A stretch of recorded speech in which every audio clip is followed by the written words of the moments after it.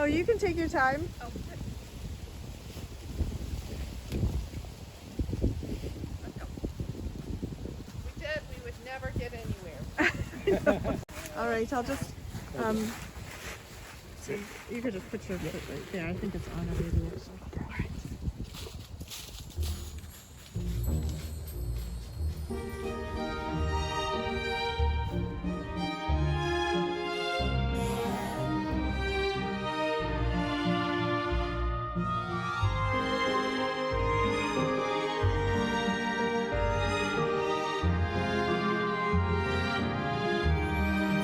Hi everyone, my name is Heather. Welcome to my channel. I hope you're doing well. I think when this video goes up, it'll be the Saturday after Halloween. So I hope that for those of you who celebrate that you had a wonderful Halloween.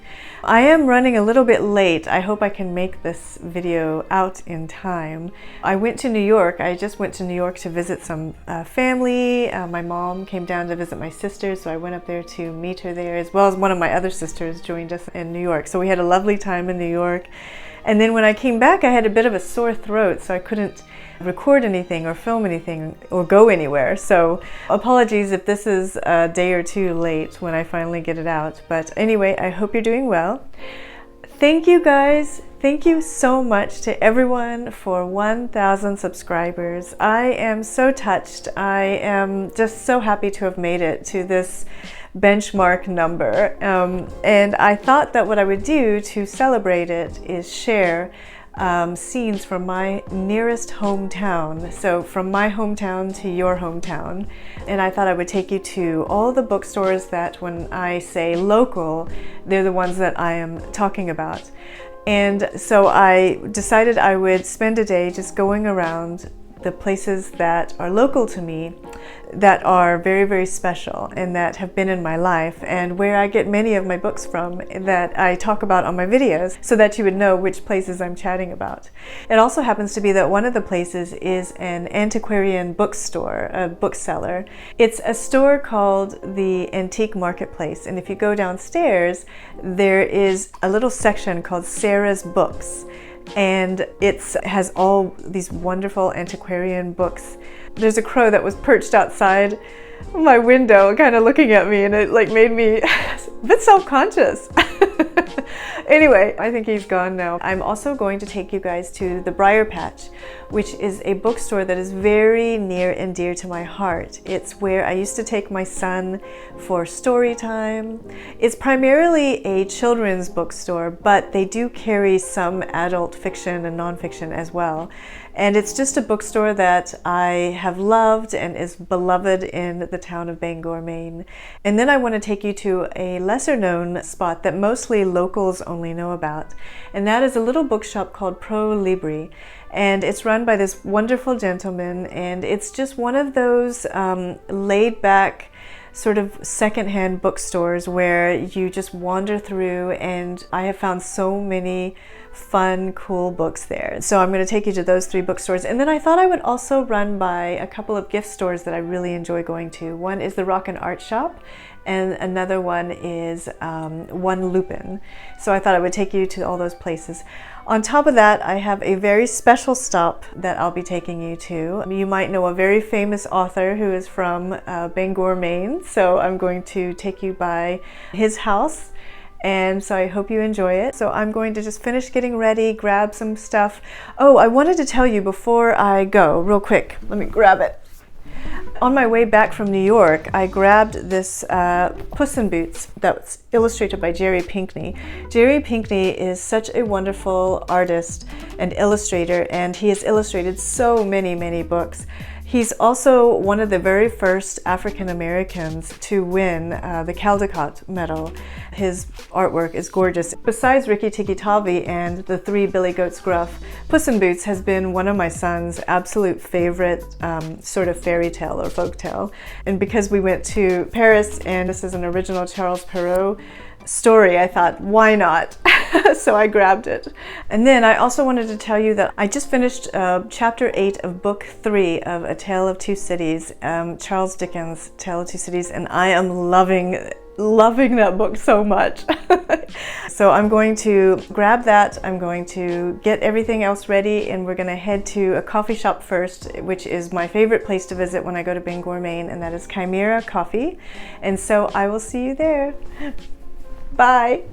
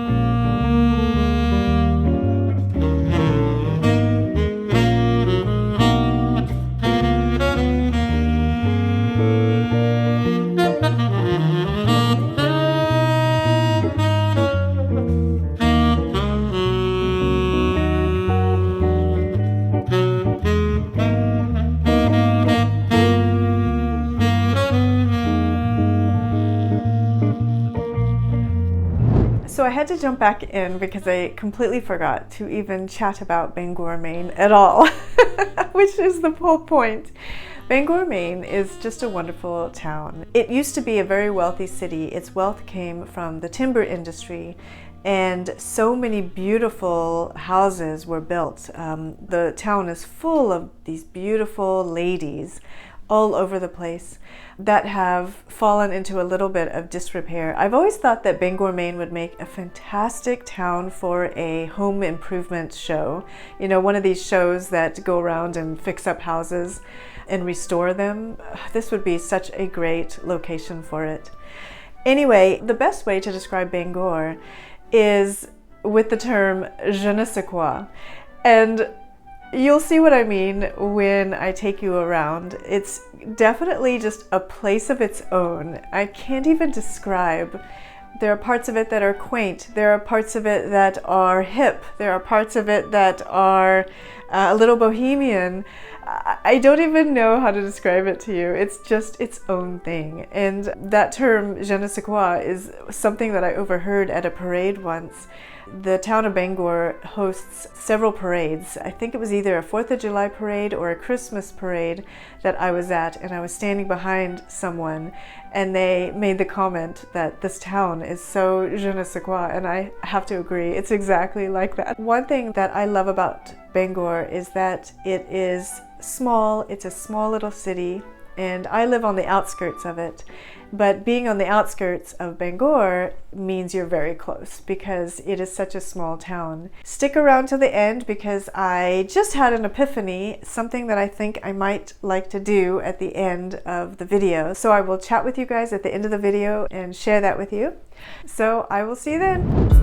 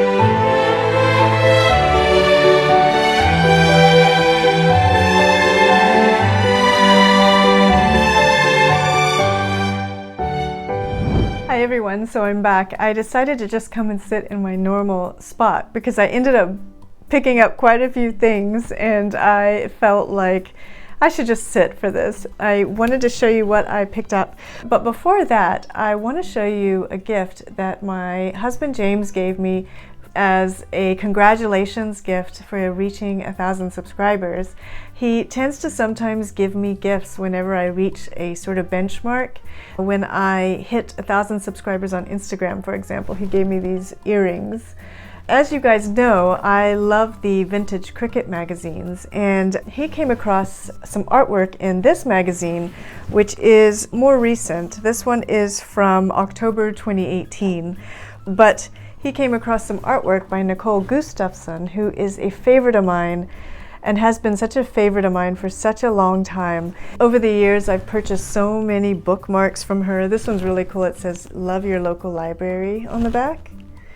Here's another one. These are older, and I've lost the tassel for them, but I've also picked up some recent ones by Nicole Gustafson that are just so beautiful. And I like to collect these and put them on birthday gifts or Christmas gifts or whatnot.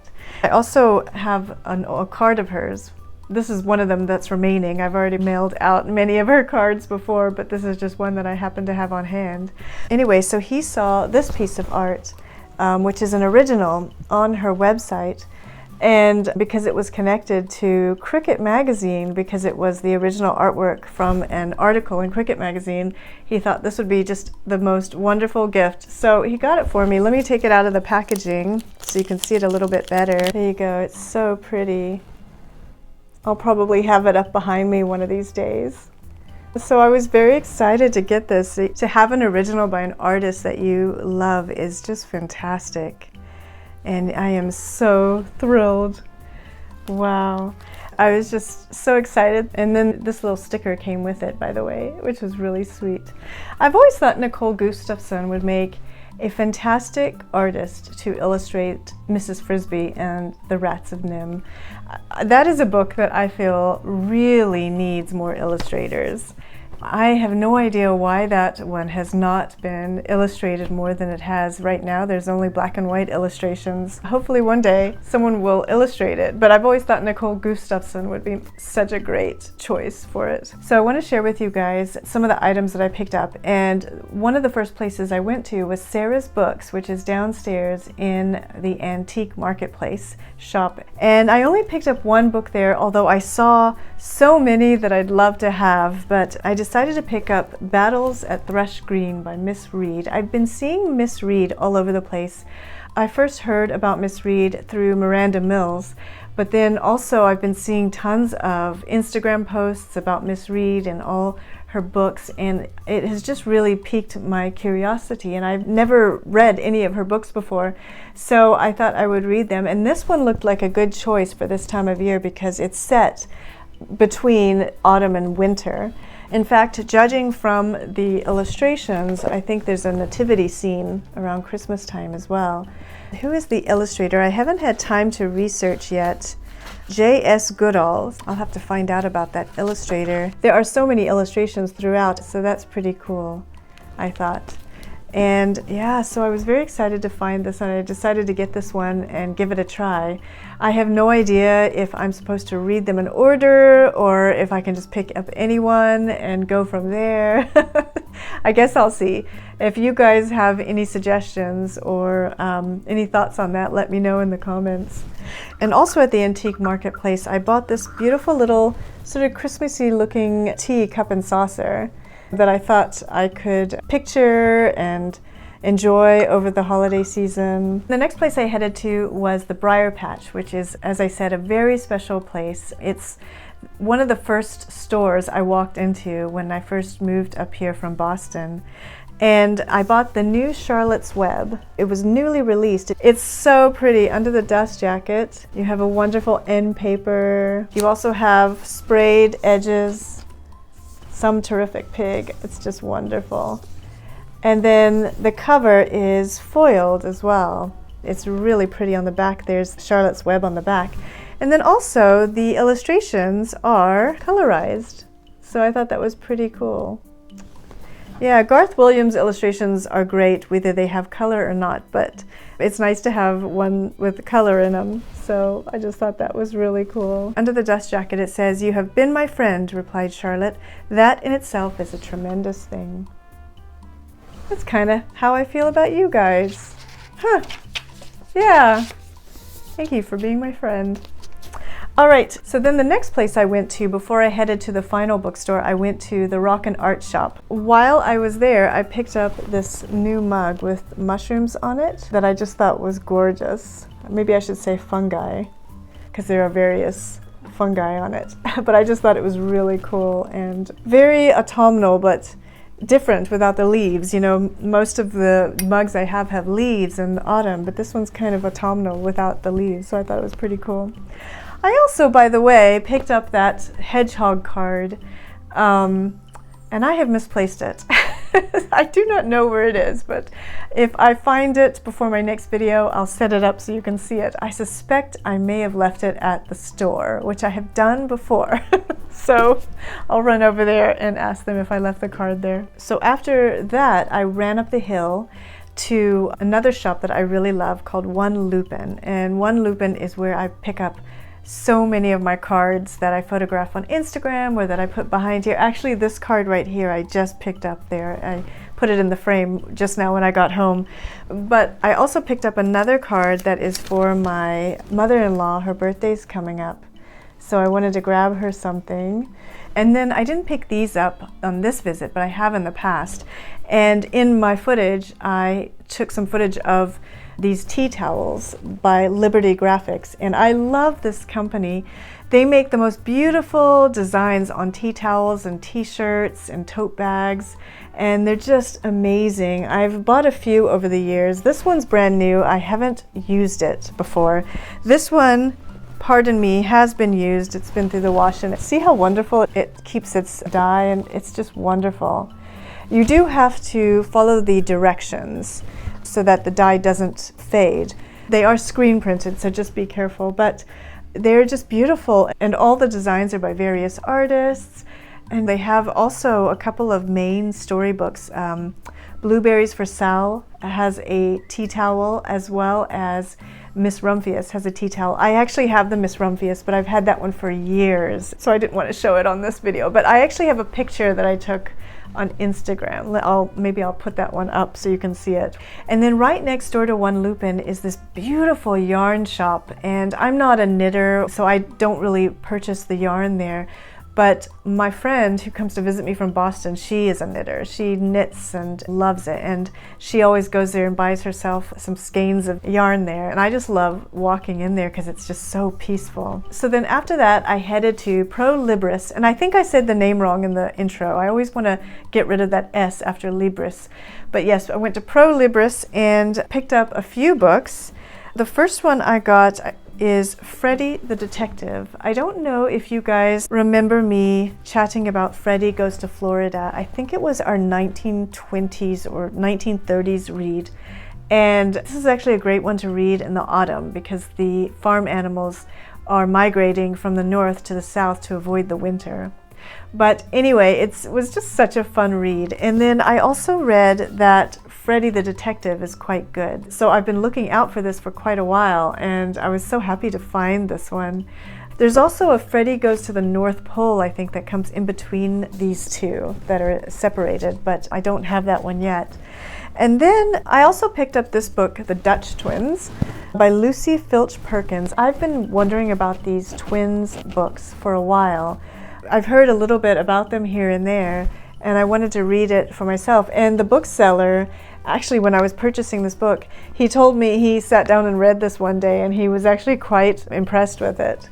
It's illustrated by the author, so that's pretty cool as well. I didn't realize that when I picked it up. And there's just so many beautiful illustrations. So I was excited to find this, and for a good price as well. And then I also picked up this one, which I know nothing about. It's by Ruth Sawyer, Roller Skates. Has anyone ever read this book before? It just looks so sweet, and apples made me think of autumn, and the illustrations inside just kind of spoke to me. They almost remind me a little bit of Daddy Long Legs. Just the simplicity of them, you know. So let's see who the illustrator is. Valenti Angelo. Oh, and it also seems to be at Christmas time. Here's a Christmas tree. So that'll be interesting to read, I think. So for August, for my out-of-print book, I read a book by Zilpa Keatley Snyder, and I was utterly swept away, and I just loved it. It was called The Velvet Room, and I posted it on Instagram and wrote about it, and it was just wonderful. It was set during the Depression, and the family and the girl that the story focuses on were basically starving and homeless. But yet at the same time, amongst all this reality and this gravity of what the family is experiencing, is the story woven in that's full of mystery and almost sort of a cottagecore element to it. And I was just completely blown away with literary references, and I posted on Instagram that I think I found my new favorite author. Anyway, so Pro Libris had two others by Zilpa Keatley Snyder, and the first one is The Witches of Worm, and the second one is The Headless Cupid. And so I thought I would give them a try. They are both illustrated by an illustrator I'm not familiar with, Alton Rabel. Ooh, here's a nice autumnal one for you. And there's one of them from The Witches of Worm, and there's one from The Headless Cupid.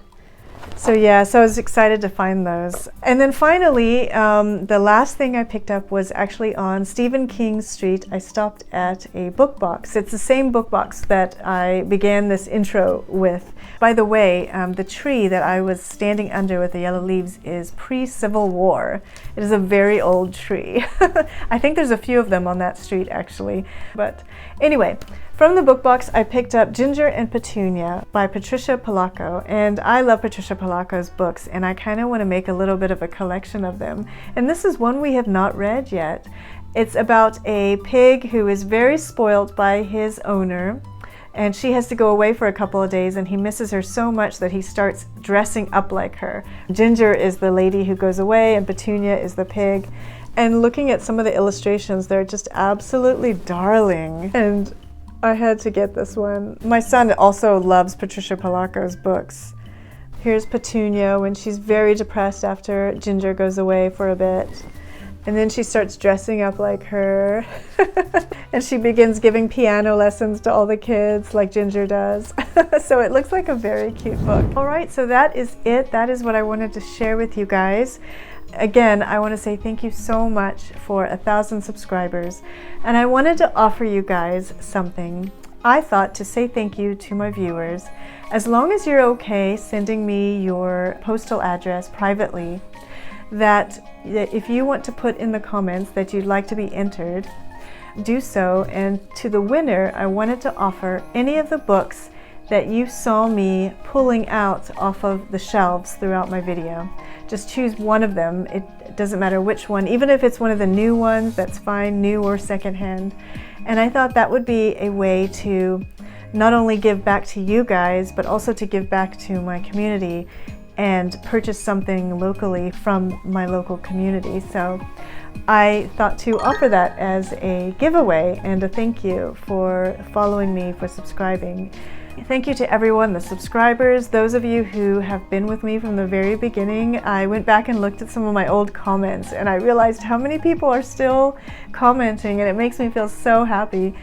And I wanted to also say thank you for the likes and for the re-watching my videos. Your support means so much to me, and I just want to say thank you so much. I'll be back soon with another video. I hope you keep well and enjoy your November. I love November as well, and I will see you soon. Bye.